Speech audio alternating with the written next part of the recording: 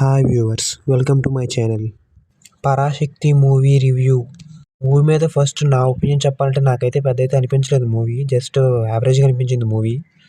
First half start అవడమే కొంచెం స్లోగా సెటప్తో start అవుతుంది. అలా స్లోగా వెళ్తూ ఉంటుంది మూవీ మొత్తం. సెకండ్ హాఫ్ అయితే ఇంకా చాలా బోరింగ్గా ఉంటుంది. మూవీలో సెకండ్ హాఫ్ కన్నా ఫస్ట్ హాఫ్ కొద్దిగా ఇంట్రెస్టింగ్ అయితే ఉంటుంది. సెకండ్ హాఫ్ అయితే చాలా బోరింగ్గా ఉంటుంది. ఏదో జరిగిపోతూ ఉంటుంది సెకండ్ హాఫ్ మొత్తం. నిజానికి ఈ మూవీ సంక్రాంతి రిలీజ్ అవ్వాలి, కానీ అప్పుడు రిలీజ్ అవ్వలేదు. ఇప్పుడు G5లో స్ట్రీమింగ్ అవుతుంది ఈ మూవీ.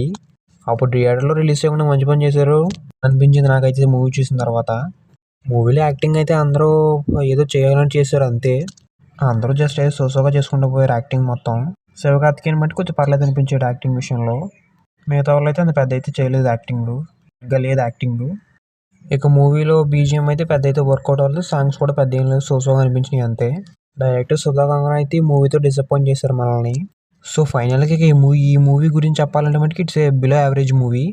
ఒకవేళ ఈ మూవీని మీరు చూస్తుంటే మీకు ఏమనిపించిందో కామెంట్ చేయండి. Thank you for watching this video.